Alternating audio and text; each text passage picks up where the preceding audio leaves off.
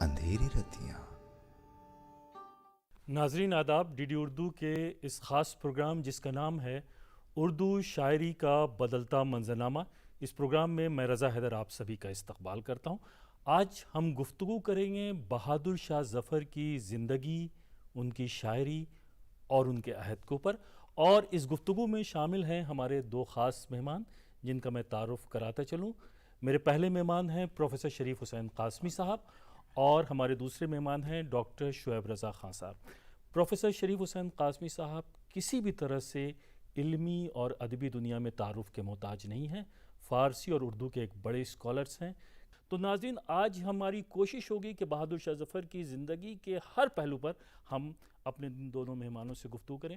Professor شریف حسین قاسمی صاحب، میرا پہلا سوال آپ سے یہ ہے کہ بہادر شاہ ظفر کی جو ابتدائی زندگی ہے اس پر آپ کچھ اظہار خیال کریں، پھر ان کی شاعری پر ہم آپ سے گفتگو کریں گے۔ دیکھیے، آپ نے یہ صحیح کہا کہ بہادر شاہ ظفر پر ہمارے یہاں بہت کام ہوا ہے جی، خاص طور پر علمی حلقے ان کو بڑی اہمیت دیتے ہیں، جی، اور اس کی بڑی بنیادی وجہ یہ ہے کہ اس شخص نے جس تاریک دور میں زندگی گزاری ہے جی، اور جس قدر آبرو مندی سے اپنی جان دی ہے، جی، جی، وہ ہمیں اپنی تاریخ میں شاذ و نادر کہیں نظر آتا ہے۔ دیکھیے، ان کا نام ہے محمد سراج الدین، جی، لقب ہے ان کا ابو ظفر بہادر شاہ، اور جیسا ہم سب جانتے ہیں تخلص ہے ان کا ظفر۔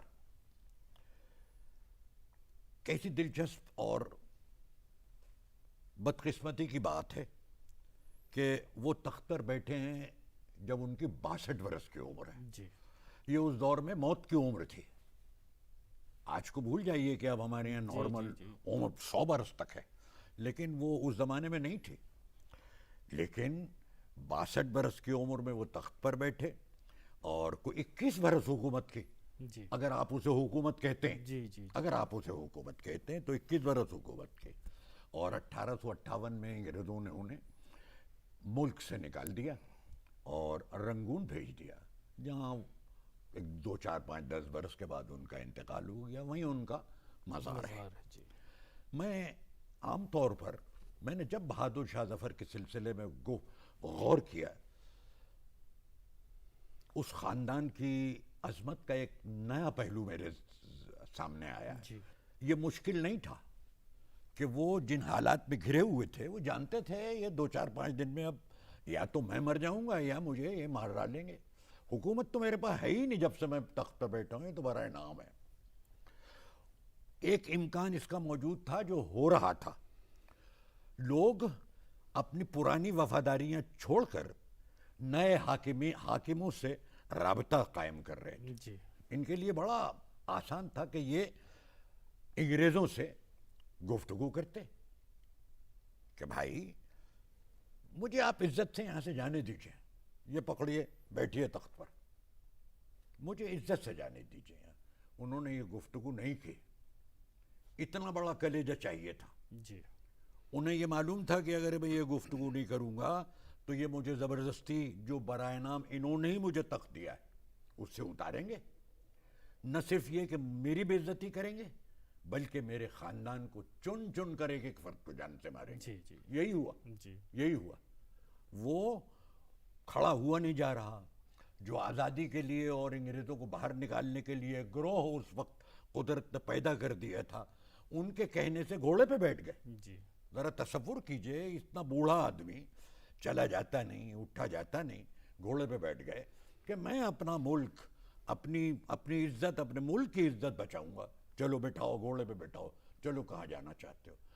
یہ ورثے میں ملا تھا انہیں، وہ 350 برس حکومت جس خاندان نے کی اور جس میں کیسے کیسے بادشاہ ہوئے، بابر، ہمایوں، اکبر، جہانگیر، شاہ جہاں اور اورنگزیب، ان لوگوں نے جو جس شان سے حکومت کی، اس شان کا اظہار کیا انہوں نے اس طرح اپنے آپ کو قربان کر کے۔ بہت خوب۔ شعیب رضا صاحب ان کی جیسا کہ پروفیسر شریف حسین قاسمی صاحب یہ کہہ رہے تھے کہ وہ دور بڑا پراشوب دور تھا، اور اس پورے پراشوب دور میں ان کی بہت ہی عمدہ اور اعلیٰ قسم کی شاعری جو ہے ہمارے سامنے موجود ہے. اس کی وجوہات کیا تھی؟ کس طرح کا ریفلیکشن جو ہے ان کی شاعری میں ہمیں دکھائی دیتا ہے اور اس کا اظہار؟ بالکل جیسا کہ پروفیسر شریف قاسمی صاحب نے اتنی خوبصورتی سے اور اتنے مختصر انداز میں شروعات کر کے اور رنگون تک آپ لے آئے. دیکھیے اگر میں ان کی شاعری پہ جب نظر ڈالتا ہوں تو میں دیکھتا ہوں ایک تو ان کا جو دور ہے بڑا عہد زرعی دور ہے. غالب ہیں، مومن ہیں، خود ان کے استاد ذوق ہیں، اور یہ الزام بھی ان پر ہے کہ صاحب وہ خود نہیں کہتے تھے اور ذوق کہہ کے دیتے تھے. ایسا ہو ہی نہیں سکتا کہ بہادر شاہ ظفر خود نہ کہتے ہوں. ایک صرف غزل آپ ان کی لے لیجئے، اور یہ ذوق اس طرح کے شعر کہہ ہی نہیں سکتے تھے. بات کرنی مجھے مشکل کبھی ایسی تو نہ تھی، بہت خوب، جیسی اب ہے تیری محفل کبھی ایسی تو نہ تھی. یہ بہادر شاہ ظفر کہہ سکتے تھے، چونکہ جیسا کہ سر نے بتایا کہ اتنا بڑھیا دور گزرا حکومتوں کا، ان کے جو آباء و اجداد ہیں، اس کے بعد جس طرح کے حالات ان کے سامنے آتے ہیں اور صرف قلعے تک ان کی حکومت محدود رہ جاتی ہے، اور ایسے بھی حالات آئے کہ قلعے کو بھی چھوڑنا پڑا اور ہمایوں ٹام میں جا کر آپ نے پناہ لینے کی کوشش کی، لیکن پناہ وہاں نہیں ملی، اور وہیں سے انگریزوں نے ان کو گرفتار کر کے اور پھر زینت محل جہاں پہ رہتی تھی ان کے یہاں شفٹ کر دیا، اور ایک ایک ان کے صاحبزادے کو، شہزادے کو شہید کر دیا گیا. 3 شہزادے ان کے شہید کر دیے گئے، ان کی بیٹیوں کو جس طرح سے بے عزت کیا گیا.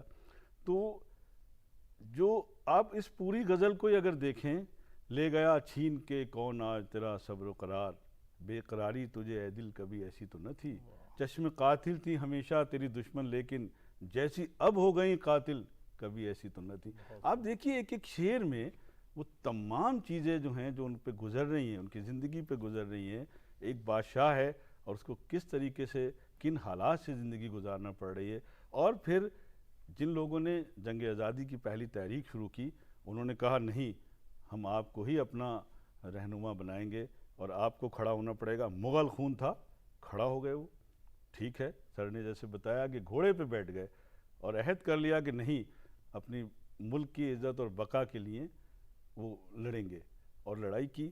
تو ان کی جتنی بھی آپ جو اس زمانے کی آپ غزلیں دیکھیں گے تو اس کا اظہار جو ہے وہ ملتا ہے. بہت خوب. بالکل. پروفیسر شریف حسین قاسمی صاحب، وہ دور پراشوب دور، ذوق ان کے استاد، ان کی شاعری کو آپ کس نقطۂ نظر سے دیکھتے ہیں؟ دیکھیے میں ایک بڑی بنیادی بات بتاتا ہوں. میں طالب علم ہوں ایک معمولی فارسی ادب کا.